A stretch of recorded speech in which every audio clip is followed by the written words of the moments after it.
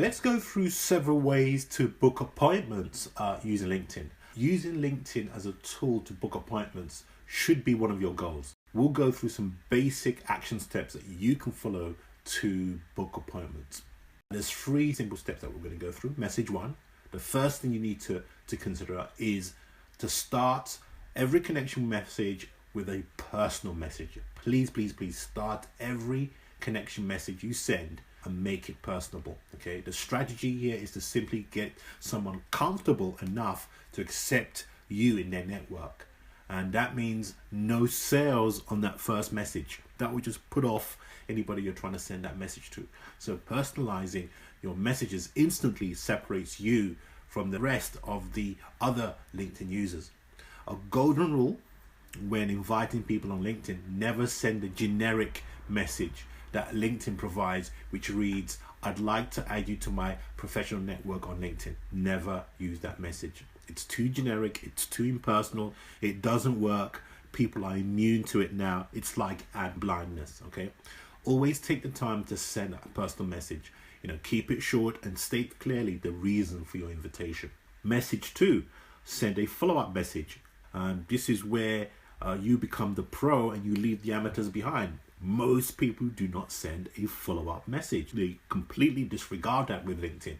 That's most people. I'm talking about nearly 70 to 80% of people do not even worry about a follow-up message. Do yourself a huge favor and send a follow-up message. And this is why we wrote the Linkedtify LX tool. You'll find lots of different types of follow-up message on that tool if you do not, if you're trying to come up with creative ideas. Most people don't do this. Position yourself as a serious relationship builder using up the follow-up message. Most people on LinkedIn have been trained to never hear from you again after connecting with you.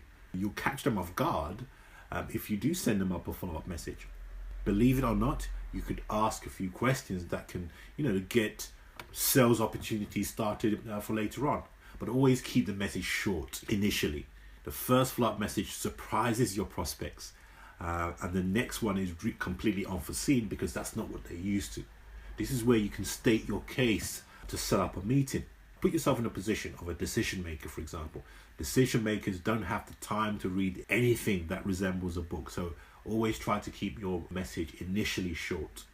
A lot of members on LinkedIn now put their actual contact numbers, details on their profile, which becomes visible once they accept your connection. And you'd be surprised how much people put out in their profiles. They put in which team they're in, which office they're working from, which projects, which projects they're working on right now. So with some basic investigation on your part, you can quickly build up a picture of who you're about to talk to. You can simply pick up the phone and give them a call. Again, most people are not expecting that on LinkedIn. I've done that with success. Not everybody will accept your call, but I've done that with success. Sometimes prospects are truly busy, out of town, and will appreciate a call and accept an appointment if you make a call. Your opening sentence could be something like, we've just connected on LinkedIn and I always speak to everyone I make a personal connection with. Come up with your own ideas, okay? I'm just giving you some examples just to get your juices flowing. What's great about LinkedIn is that you're dealing directly with that contact, okay? You're going past gatekeepers, but be appropriate when making a call. Always ask if you got the person at a good time and make sure you arrange a time to call back. Make a clear intention of what you want and what's in it for them. That's really important. Remember, you're only selling the next step in the process. That might be sending them some sort of information or having another call in a meeting. And you will get more no's than yeses. Sometimes by up to 20 to 1. Client calling is a numbers game, and you have to accept that some part will be no's. But it's not a no forever, and that's what you've got to keep in mind. Always keep the door open so that you can phone again and let them know what you have to offer them. Again, asking for referrals from already satisfied customers or prospects can sometimes also help you move the needle forward or getting that next appointment. Referrals, once you've done a great job or once you've had a great communication with a prospect, they can easily refer you to another customer. And with LinkedIn, that is unbelievable. It works so well with LinkedIn. Even they've got something built in where you can contact the second person. You'll watch that on separate videos, or there are access to that type of information in the members area as well. Now, add a free consultation to your email footer. This might only catch a few people's attention that receive emails from you, but if they are qualified, this could lead to a client in the future. And so that's what you want to do. You want to put details in the footer of your email, more details about how to contact you or your achievements. Because some people just scroll down to that to find out who you are. Changes in profile. I pay particular attention to changes in profile updates, and that is another good time to comment on a person's profile. So say something positive, congratulate them. Follow up by asking innocent questions. You can do that privately as well.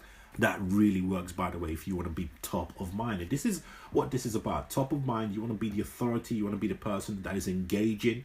In LinkedIn, you are going to be the 1%. We're teaching you how to be the 1% on LinkedIn. Most people do the same things, but you're going to be doing things differently.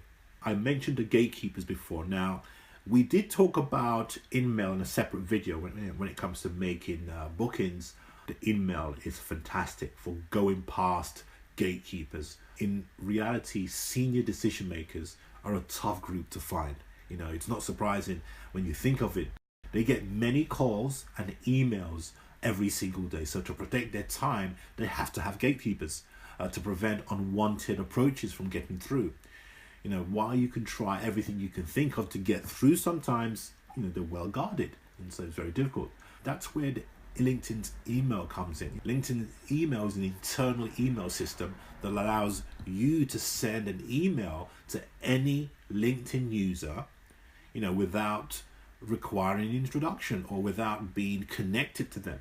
Very powerful stuff, but one that must be used wisely. Basically it ensures your email gets through to their inbox. LinkedIn claims that an email is 30 times more likely to get a response than a cold call. Let me just say that again. LinkedIn claims that email is 30 times more likely to get a response than a cold call. Emails only available on paid accounts, but I think they're worth it. The high level the account you have, the more you can get. On the entry level business account, you get to 3 to 5 email credits each month. This means you want to reserve them when everything else fails. You can really turn to emails. There are plenty more material in the members area. You'll find much more relevant content to consume. There are more videos about the LinkedIn groups, which you must watch. Watch out for more content. Every time we learn about a new method and strategy and that I know will benefit you and your business, I will upload them in the members areas. And look out for more videos. More videos will be added in the coming weeks. Watch out for those. And don't worry, I'll inform you via email when there's an update. If something important is happening in the LinkedIn world, I'm going to update you guys, because I really want you guys to be the people that are completely the 1% that are being successful with LinkedIn. Do check out the other stuff in the members area.